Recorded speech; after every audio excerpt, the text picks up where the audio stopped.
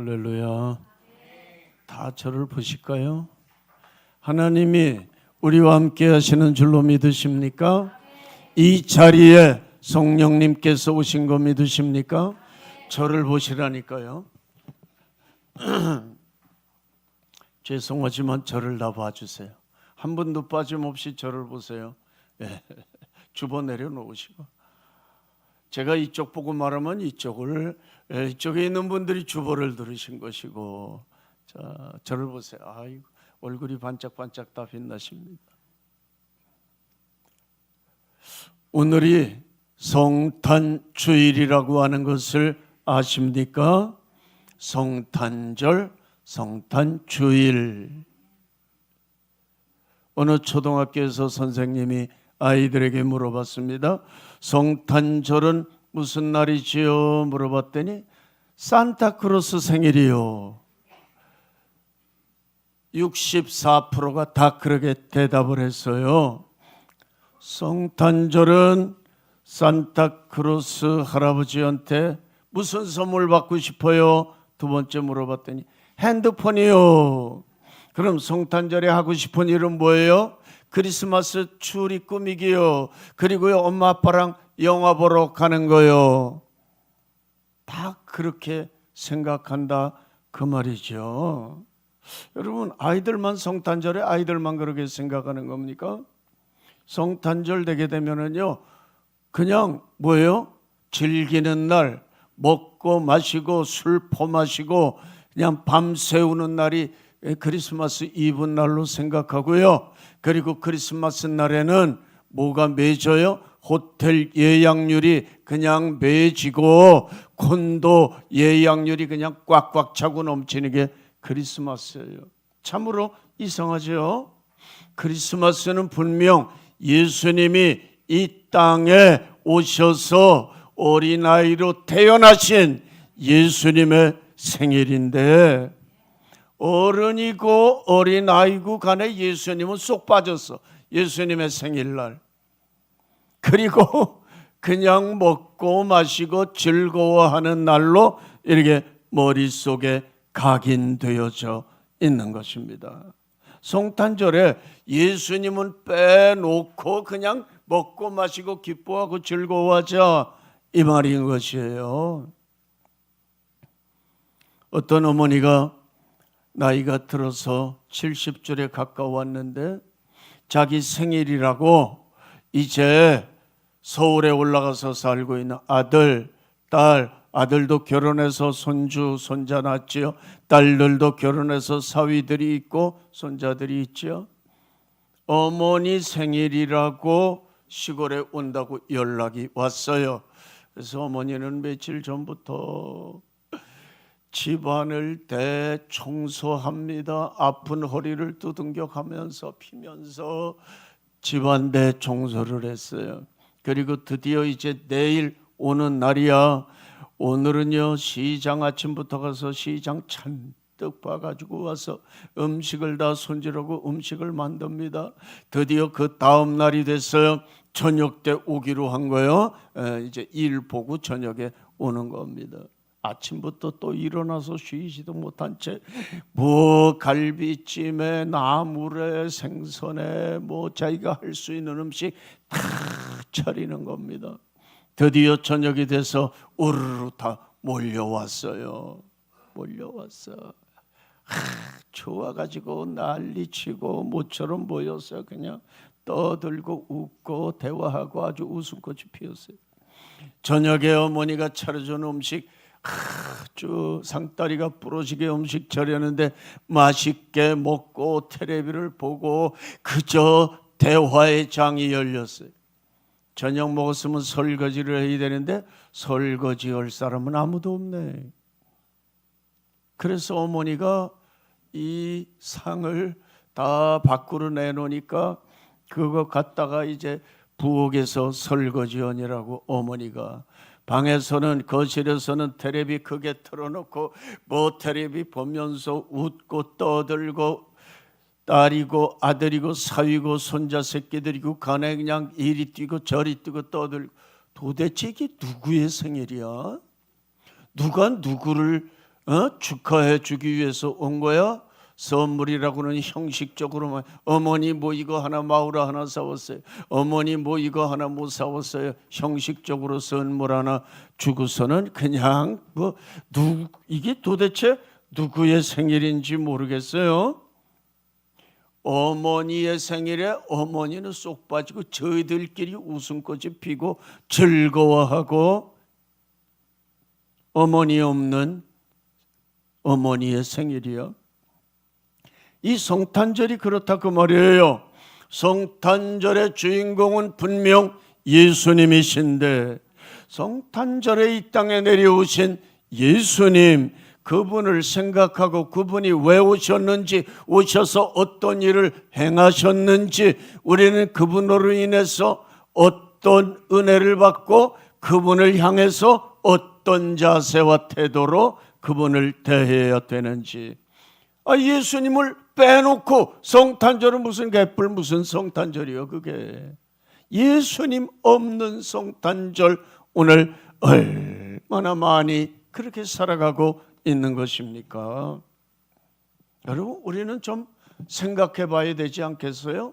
이 땅에 살아가는 사람들이 뭔가 잘못된 길을 걸어가고 있다고 느껴지지 않습니까? 우리가 잘못된 겁니까? 예수님의 오늘 성탄 주일이 돼서 모여서 기쁜 마음으로 찬양하고 예배하는 게 잘못됐습니까? 아니면 예수님 없이 성탄절이라고 벌써 호텔 예약해놓고 콘도 예약해놓고 뭐 식구들 아니면 친구들 먹고 마시고 놀 계획을 세워놓는 것이 옳은 것입니까? 어떤 게 도대체 옳은 것이에요?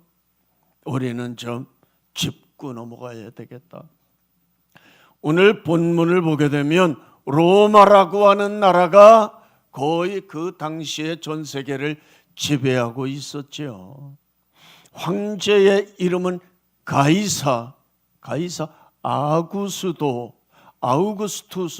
아우구스투스입니다. 그 로마에 아주 유명한 아우구스투스 그 황제가 있었지요.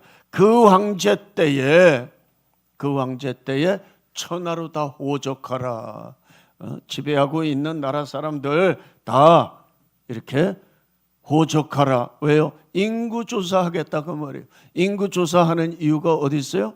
세금 가정마다 머릿수마다 인두세를 걷고 집집마다 세금을 다 받아들여서 로마가 배불리려고 세금 거두려고 호적하라 그렇게 명령이 떨어졌어요. 호적은 어디 가서 하는 거냐? 고향에 가서 해야 돼요. 고향 본적지에 가서 이 인구 신고를 해야 되는 것입니다. 그런데 그때 요셉이라고 하는 목수의 직업을 가졌던 요셉, 그 마리아와 약혼보다도 더 아주 강한 거예요. 정혼하면 결혼식만 올리지 않은 부부예요. 부부입니다. 이미 정혼이라고 하는 건 우리나라의 약혼하고는 달라요. 거의 식만 안 올린 부부예요. 근데 마리아가 아기를 가졌죠. 아기를 가진 이야기는 이제 마태복음에 나오는데, 정혼을 해서 결혼하기로 요셉은 총각이고 마리아는 처녀인데, 그런데 가만히 보니까 자기하고 정혼한 여자가 배가 불러와. 자기는 분명 어떤 손도 안 되는데, 그러니까 참 사람 살다가 별일 다 있네. 알 수 없네. 저렇게 순진하고 참 믿을 만한 처녀가 어떻게 아기를 가질 수 있었는가? 불륜을 저질렀구나 해서 마음에 실망해서 저 여자를 내가 조용히 그냥 버려야 되겠다 이렇게 생각했는데, 그날 밤에도 역시 그것 때문에 고민하다가 잠이 들었는데 하나님께서 천사를 보내서 요셉아, 내 아내 마리아 데려오기를 두려워하지 말라. 그 여인이 잉태한 것은 성령으로 된 것이야. 그 여자가 불륜을 저질러서 아기를 가진 게 아니야. 그 여자가 아기를 낳을 것이다. 그러면 너는 이름을, 아들을 낳을 것인데 예수라고 지어라. 꿈 가운데 현몽에서 다 가르쳐줘. 그러면 그렇지 마리아가 그럴 일이 있겠는가. 그래서요, 아기가 이미 이렇게 남산만하게 배가 불러서 데려다가 아기 낳을 때까지 내가 잘 보호해야지. 아기가 잘못되면 안 되지. 그래서 데려와서 그 자기의 부인을 잘 보호하고 이제 결혼식 할 날만 남았죠. 그런데 가이사 아구스토가 명령을 내린 것입니다. 천하에 있는 우리 로마의 지배를 받고 있는 모든 속국의 백성들은 다 호적하라. 이유는 뭐예요? 세금을 매기기 위해서입니다. 그래서 이제 본적지로 가야 되는 거예요. 제가요, 예루살렘에서 나사렛 가본 적이 있었는데 갈릴리 멀어요. 차 타고 여러 시간을 갑니다. 한 3시간인가 이렇게 가는 것 같아요. 2시간이지 3시간. 그러면 옛날에는 차가 어디 있어요? 다 걸어서 다니든가 아니면 짐승 타고 오는데 적어도 이틀이나 3일은 와야 되는 거리예요. 근데 다른 사람은 이틀 만에 온다 하게 되면 아기를 뵌 아내를 짐승에 태우고 저 갈릴리 나사렛에서 여기 베들레헴까지 오면, 베들레헴은요 이 유대 예루살렘성 밑에 골짜기 건너편이 베들레헴이라고 하는 그 마을인데 거기까지 와야 되는 거예요. 그러니까 다른 사람들이 일찍 와서 다 여간방 다 그냥 다 자리 잡은 거예요. 근데 늦게 오잖아. 아기를 가졌으니까 빨리 오다가 잘못하게 되면 아기 떨어지면 어떻게 해요? 그리고 힘드니까 빨리 짐승을 몰 수도 없어요. 그래서 제일 늦게 도착해서 보니까 여간방에 빈 방이 없는 거예요. 여기저기 문을 두드리면서 다녀봤지만 어디 이 배는 남산같이 배부르고 곧 아기는 나올 것 같은데 방이 없는 거예요. 방이. 그래서 간신히 부탁을 해서 방이 없으면 어디 공간이라도 없습니까? 공간이 하나 있기는 있는데 어디요? 짐승들 모아놓은 구유, 말들이 있는데 거기밖에는 없는 거예요. 방이 없어. 그래서 그날 밤 거기서 잠자기로 이렇게 결정을 했는데 그날 밤에 아기가 나온 거예요. 그래서 태를 가르고 아기를 받아서 강보에 쌓았는데 어디 아기를 놓을 자리가 없네. 이건 아기를 놓을 자리가 없어. 그래서 말들이 풀을 먹는 말구유 거기다 그 안에다가 넣어놓은 것입니다. 여러분, 우리 예수님이 이 땅에, 예수님은 하나님이시고 하나님의 아들이시고 하나님의 본체가 되시고 하나님 아버지와 동등이신 예수님께서 이 땅에 내려오시는데 어떻게 내려오셔요? 우리처럼 좋은 병원이나 준비된 병원이나 따뜻한 안방에서 예수님이 태어나신 게 아니고 가장 비천한 모습으로 그 마구간에서 태어나시고 말구유에 어린아기를 놓으시게 되는 것입니다. 여러분, 우리가 아는 대로 예수님은 이 땅에 오신 이유가 어디 있어요? 우리 같은 죄인들 구원하시려고. 우리가 왜 죄인입니까? 맨날 먹고 마시고 생각하고 행하는 게 그 죄예요. 죄라고 하는 덩어리가 우리 속에, 우리 몸속에, 머릿속에, 사상 속에, 생각 속에 꽉 차서 먹고 마시고 말하고 행동하는 모든 게 다 죄야. 그냥 죄야. 왜 그렇게 됐어요? 우리 조상 아담과 하와가 하나님이 만드신 피조물들인데 하나님의 말씀, 선악을 알게 하는 나무의 실과를 먹지 말라, 먹는 날에는 정령 죽으리라. 이 하나님의 말씀을 듣고서도 선악과를 따먹어버리고 만 거예요. 누구의 말을 듣고? 뱀을 통해서 온 마귀 사탄의 말을 듣고 한편이 되어서 하나님하고는 등을 돌리고 마귀와 하나가 되어져서, 그래서 그 후손들인 인간들은 다 죄로 말미암아 죽을 수밖에 없고 마귀가 들어가는 지옥불에 영원토록 고통을 당해야 되는 거예요. 그러면 하나님께서 인간을 만들어 놓으시고 다 멸망당하는 게 이게 하나님이 원하시는 건가? 그래서 이 인간들을 구원하시려고 아담 대신에, 아담이 다 못쓰게 만들어 놨는데 예수 그리스도 제2의 아담이신 예수님이 오셔서 이걸 회복시켜 주시기 위해서 내려오신 줄로 믿습니다. 그래서 지금 오신 거예요. 오셔서 태어나시고 말구유에 눕혀져 계시는데, 이 어린아기 예수님은 이 세상에 사실 우리들이 밝은 눈으로 보게 되면 최고의 보배가 되시는 분이시다. 만일 예수님이 오시지 않았다면 인류 구원은 아무런 희망이 없어. 단 한 명도 구원받지 못하고 단 한 명도 어떤 인간이든지 천국에 들어가지 못하게 되어져 있는 것인데, 예수 그리스도 오셔서 이 모든 하나님과의 잘못된 관계를 정상으로 회복시키시기 위해서 지금 내려오신 것이다. 그래서 그분은 보배가 되신다. 말구유에 눕혀 계신 어린아기 예수님, 보배이신 예수님이시다. 그러면 이 보배이신 예수님은 어떤 보배이신가? 첫째로는 겸손을 가지신 보배이시다.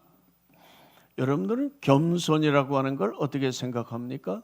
겸손, 그거 뭐 있으면 좋고 없어도 뭐 그거 뭐 별일인가? 이 세상 사는데 뭐 겸손이 있어야 돼?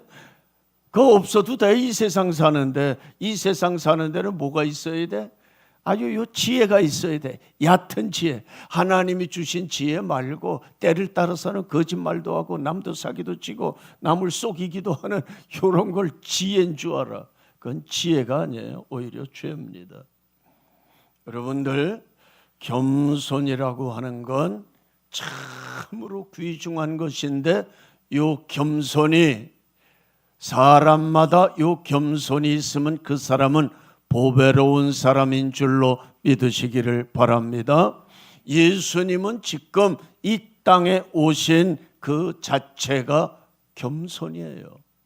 하나님이시잖아요. 온 우주 만물을 창조하신 분이 예수님이시고 하나님과 똑같으신 동등이신 자리에 계신 분인데, 인간의 천한 우리들과 범죄한 우리 인간의 모습으로 내려오셨어요. 그리고 나중에는 십자가에 못 박혀 하나님의 뜻에 복종하여 죽는 것입니다.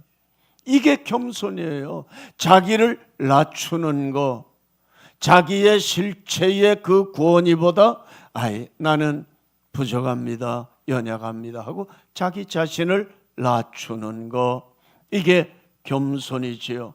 예수님이 지금 그런 자리로 내려오셨잖아요. 그래서 이렇게 자기를 낮추게 되면 하나님은 가만히 계십니까? 하나님이 그런 사람은 높이시는 거예요.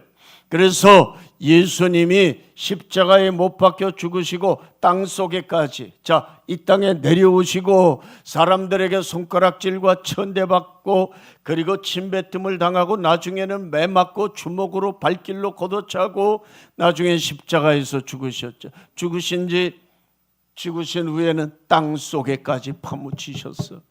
그런데 하나님이 예수 그리스도를, 이 보배이신 겸손하신 예수 그리스도를 높이시기 시작하지요. 땅 속에서 부활시키시고, 부활한 다음에는 하늘에 올라가셔서 하나님 보좌 우편에 하나님과 나란히 지금 앉아 계신 줄로 믿으시기 바랍니다.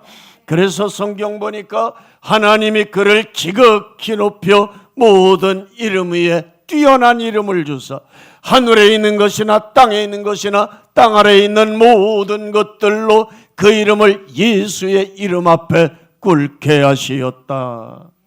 여러분, 누구든지 예수님처럼 겸손하게 살면 하나님께서 이와 같이 높여주시고 또 높여주시게 되는 줄로 믿습니다.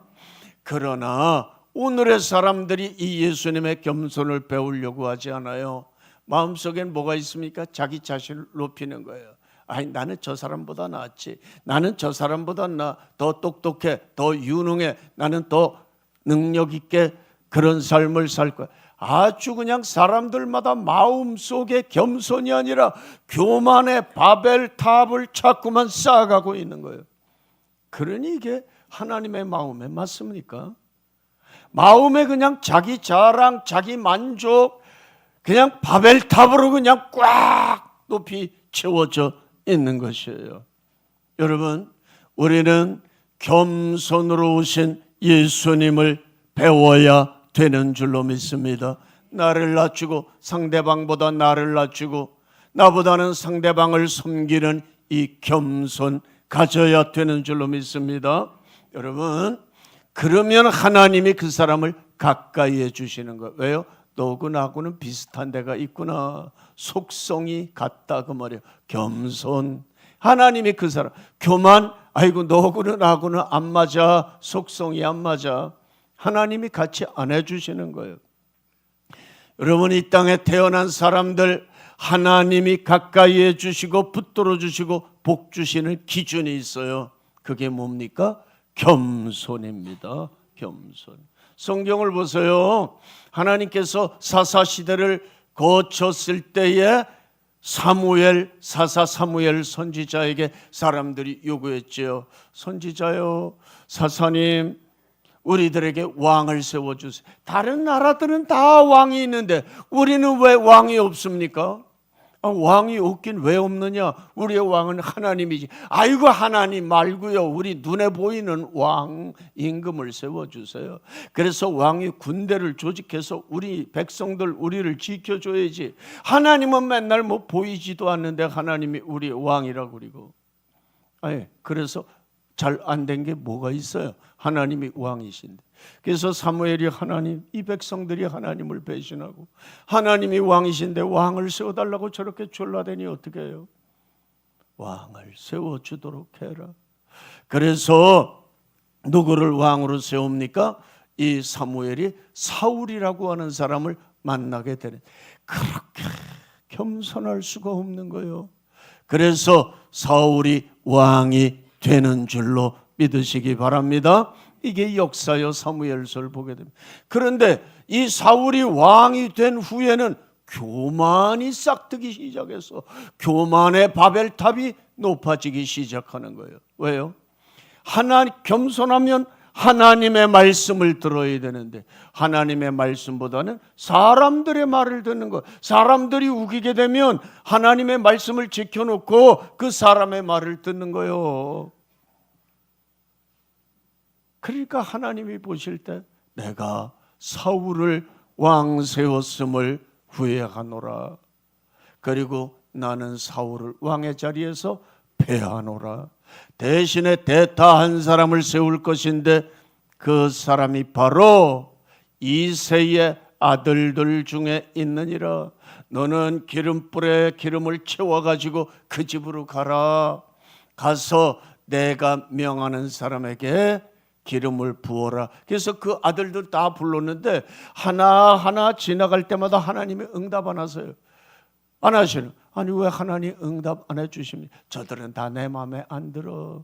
겸손하질 못해.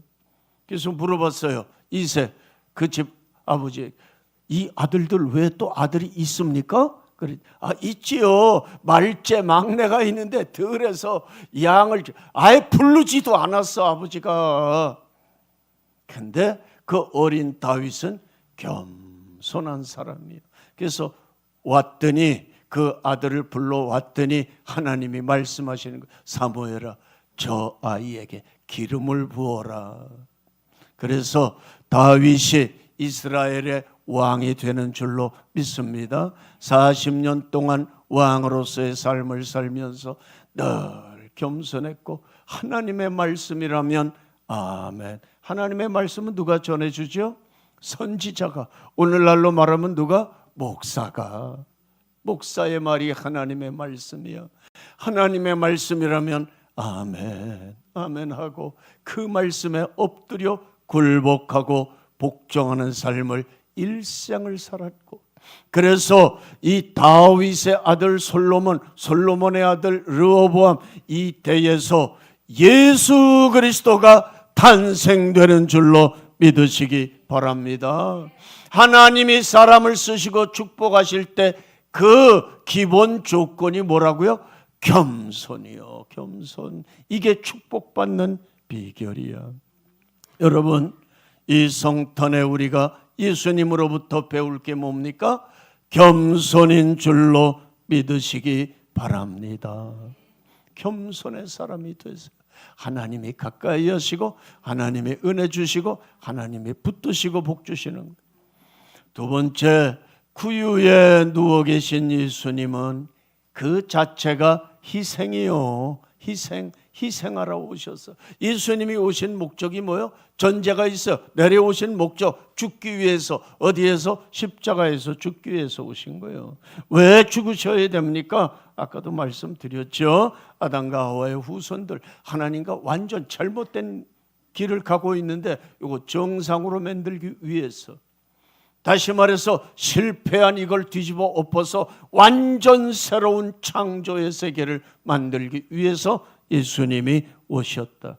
그 방법은 뭐예요? 십자가에서 저들이 지은 죄를 다 걸머지고 우리 대신 죽어주시는 겁니다. 죽어주시는. 우리가 알다시피 죄값은 사망이죠. 하나님이 말씀하셨, 죄의 삭슨, 값은 사망이니라. 범죄한 영혼은 죽으리라. 이게 하나님 말씀이지요. 그런데 죽어야 되는 게 원칙이지만 안 죽는 방법이 하나가 있어. 누가 대신 죽어주면 되는 거예요. 그래서 구약에, 하나님 앞에 구약의 백성들이 하나님 섬길 때 자기의 지은 죄, 살다 보면 죄를 안 질 수가 있나. 그럴 때마다 성전에 나아가서 제사장에게 제사 드려달라고 그러죠. 제물은 자기가 선택하는 겁니다. 부자는 송아지 한 마리, 송아지를 드리고 1년 되고 흠없는 송아지. 그리고 보통 그냥 넉넉하게 보통으로 사는 사람은 양이나 염소. 그리고 아주 가난한 사람은 비둘기 2마리, 비둘기 1쌍을 하나님 앞에 제물로 바치면서 제사를 드리게 되죠. 제사 드리면 그 죄가 사함받는 것인데, 구약의 이 모든 것들은 다 뭐예요? 상징이야, 상징. 실제가 아니라고요. 그림자예요. 실물이 아니고 그림자다. 제물을 드리는 것도 다 그림자고 상징이에요. 실제는 뭡니까? 예수님이 오셔서 하나님 앞에 제물 내는 것이죠. 그래서 염소와 황소의 피가 아무리 그거 가지고 제물 드려서 하나님께 제사 드린다 할지라도 죄가 사해지는 건 아니다. 그러면 뭐예요? 그 죄는 하나님이 그냥 서류 쌓아놓듯이 쌓아놓는 거야. 이렇게 보류해 놓는 거야. 너 죄 졌니? 그래, 죄 용서해 줄게. 그렇지만 죄는 여기 그냥 쌓여져 있고, 예수님이 십자가에서 못 박혀 피 흘려 죽으시는 순간 구약 성도들 제사를 드림으로 하나님께 영광 돌리고, 제사함의 제사, 뭐 속죄제, 속건제 이런 모든 제사 드렸던 거, 번제와 감사 모든 제사 다 쌓여져 있었는데 그건 상징이고 그림자니까, 예수님이 십자가에서 죽으시는 순간 그 구약 성도들의 모든 죄가 다 사해진 줄로 믿으시기 바랍니다. 그럼 2000년이 지나서 예수님이 오신 지 금년이 2024년이요. 지금 오늘 우리 성도들 어떻게 제사 안 받습니까? 이젠 제사 안 드리잖아요. 예배만 드리잖아요. 내 죄를 깨닫고 주여 내 죄를 회개합니다. 용서해 주세요.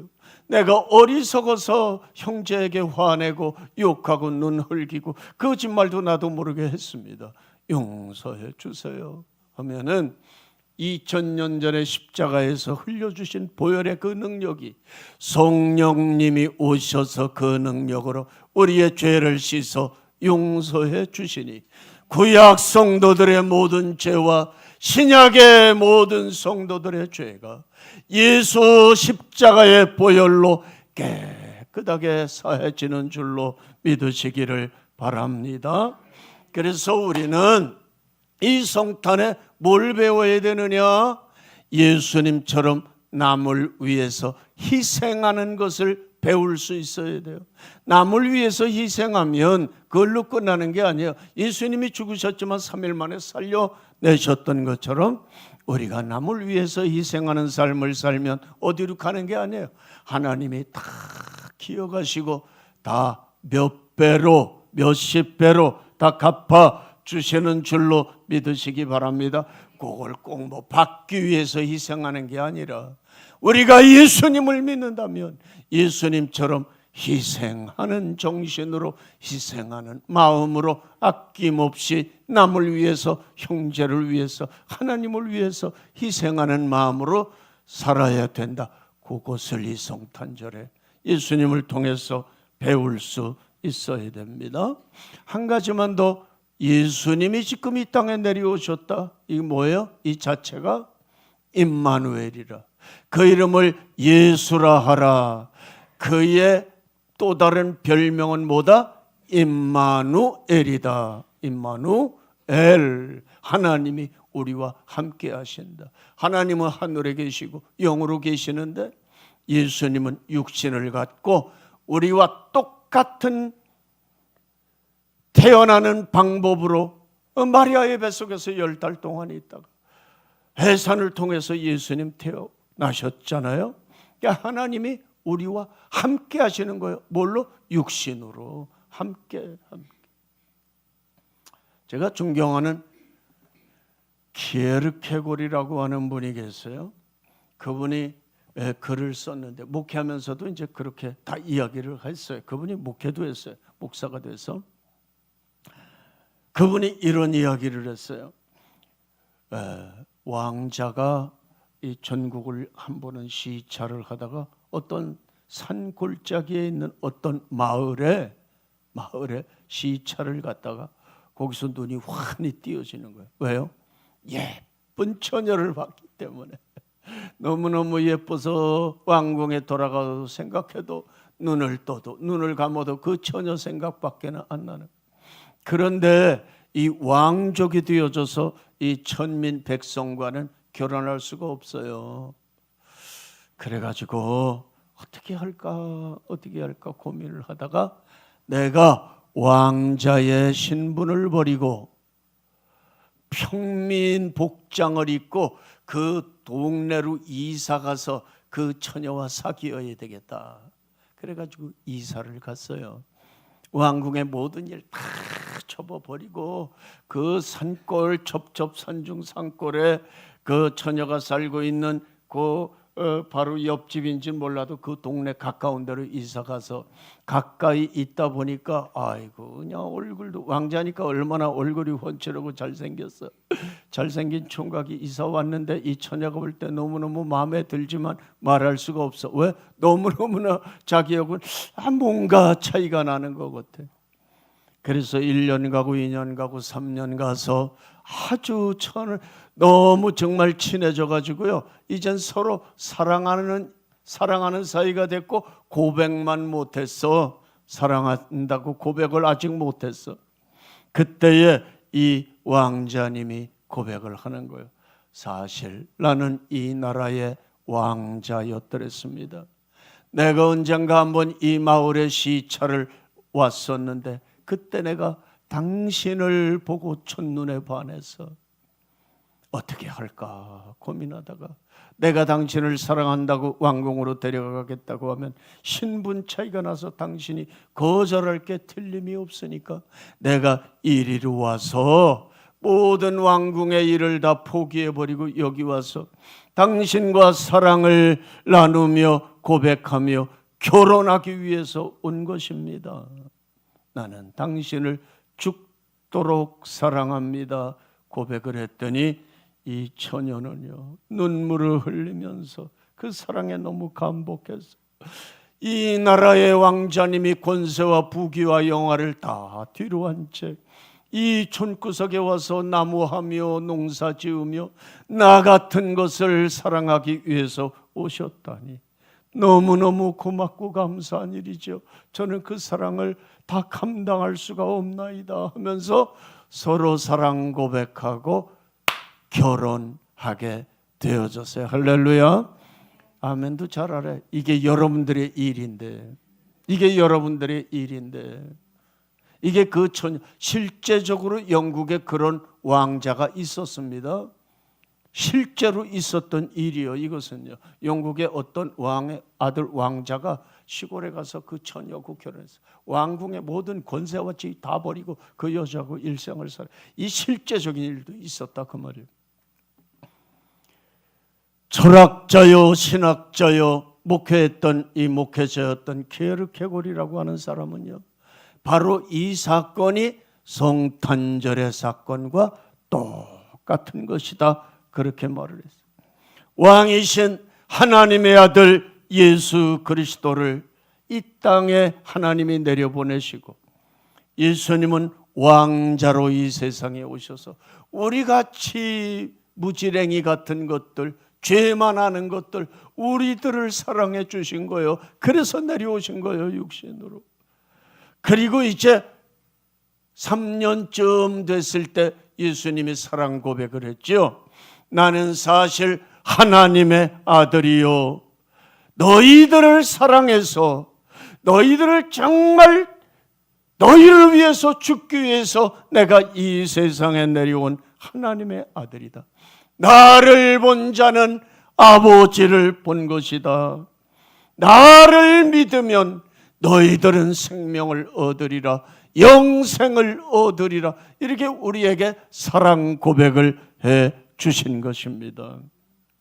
임마누엘이라고 하는 말은 하나님이 우리와 함께 계시다. 그렇죠? 임마누엘이신 하나님, 우리 예수님, 2000년 전에 하늘로 올라가 하나님 보좌 우편에 계시지만 그 약속 계시지 않는 거예요. 예수님의 영이신 성령님께서 오순절 마가의 다락방에 임하심으로 말미암아 성령님은 하늘에 안 계신 거예요.